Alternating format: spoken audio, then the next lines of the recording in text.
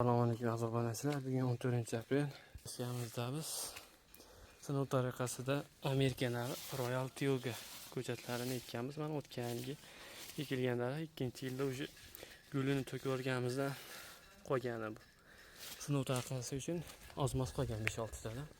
Bu gilosimiz KGB usuliga to'liq mos keladi. Bu sarg'ayadi, qizaradi va qorayadi.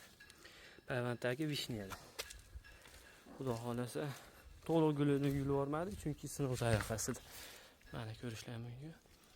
Royal Tiago emas, Royal Tiaga emas, bu Royal Tiago. Tioga.